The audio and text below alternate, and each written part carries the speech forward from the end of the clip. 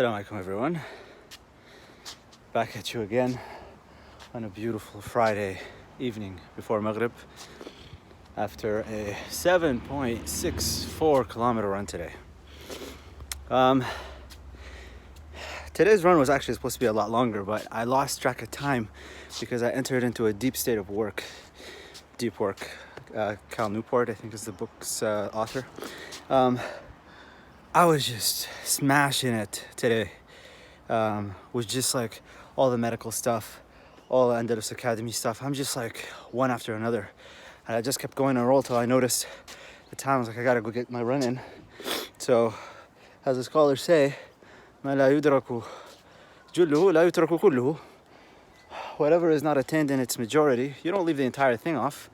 So I didn't want to leave it on the table. I was supposed to do a pretty long run today, but I only ended up with 7.64. Alhamdulillah, got it done, feeling good. Gonna go and have iftar and get back at it. This morning, I was talking over suhoor with my wife, my beloved wife, and I was just reiterating something that I've shared with you guys before, which is how much I struggle in Ramadan. I've told you guys before, those of you who have been following me for a while know that fasting is not my thing. I am not as an act of worship, I mean. I'll do intermittent fasting, but I can still have water, I can have coffee. But when it comes to fasting as an act of worship, where you are completely off of any intake for the entire day, that really throws a wrench into my program for the work that I'm doing. Cognitive energy is quite demanding, or cognitive work is quite demanding of energy. So I was just complaining about it again. I said, I have this conflicting relationship with Ramadan. I love the month. I love the spiritual, elated feeling that I have, the connectedness. While at the same time, I find it really difficult to get anything else done. Now, granted, they said Ramadan is the month of the Quran, as we're told in the tradition. This is the month in which the Quran is revealed. This has all these virtues. Don't get me wrong. I am not upset at the month. It's just that I have this conflicted feeling where I revere it, I love it. I get a lot of blessings from it, at least that's my experience of it.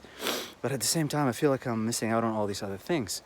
And outside of Ramadan, I don't fast because I know how it impacts me in every other dimension. In fact, even when it comes to acts of worship, I make sure to recite my Quran in the evening, after Maghrib, after Isha, before suhoor time, at like last portion of the night. That's when I'll do it. Because I know I can't even, when I'm reciting in the daytime, I get parched. I just want to drink water. I have a hard time with it. So I actually lose the ability to connect, at least my experience again, with the Quran as I'm reciting it. So even my acts of worship, I feel like I'm not getting what I need to get out of them. And she said, well, you know, you've mentioned before that people have different openings. Allah subhanahu wa ta'ala opens different doors to different people. Some people are really good with volunteering and charitable work, and that's where they find their calling, and that's where they find their spiritual fulfillment. Other people find it in prayer. Personally, when it comes to acts of worship, I find it in prayer, and I find it specifically in recitation of the Quran.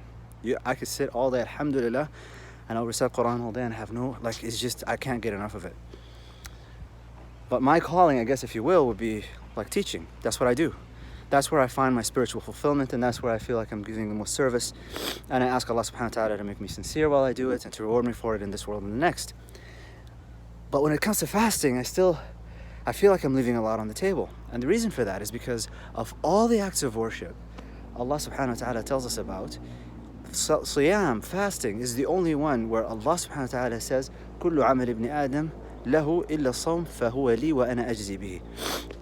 So the hadith goes, كما قال صلى الله عليه وسلم يحدث عن ربه, that all of the acts of the son or the daughter of Adam is for them. So when you pray, when you recite Quran, when you do all this, that's for you. You get the reward for that. And in fact, in many cases, you get told what the reward is. Except for fasting, this is for me, and I give, and I will reward for it. And Allah subhanahu wa ta'ala doesn't set a limit. And so when I think about all of the other things that we do, they have a finite nature to them. Even if you teach, you write books, you do these things, unless you're someone who has the sincerity, I guess, of Imam Malik, where you have your work being taught and developed into an entire school where he gets the reward to this day, 1,300 years later, for the work that he's put out. There's going to come a point where your work is cut off the benefit is going to be kind of diminishing over time. But fasting, Allah subhanahu wa ta'ala says, this is for me. It's the only act of worship which is connected to Allah subhanahu wa ta'ala, which is limitless in rewards. So I was a bit depressed. I thought, I feel like I'm leaving a lot on the table. And this is something that I feel like I'm lacking control over, because I just feel like as if Allah subhanahu wa ta'ala closed that door for me, that I can't engage in this. Except for the month of Ramadan and the 6 days of Shawwal. Even when it comes to the 10 days of Dhul Hijjah, I only fast the day of Arafah when I'm, because we're not on Hajj. So I just pick one day. I just have I struggle. I'm just being straight with you guys. I struggle a lot with this.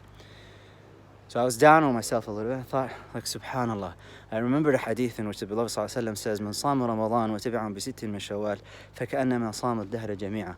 Whoever fasts the month of Ramadan and follows it with 6 from Shawwal, it's as if you fasted the entire year. Well, because for every act of worship you do, you get at least 10 times the reward. So 330 days, you get 300 rewards. So it's as if you fasted 300 days, followed by 6 from Shawwal, so another 60 days. So just about you've passed a year of fasting. And I just reflected, subhanallah, Allah is so generous that even for the lowly likes like myself, who have a hard time with fasting, and I feel like it's been close to me, Allah subhanahu wa ta'ala says, you know what, I got you on this.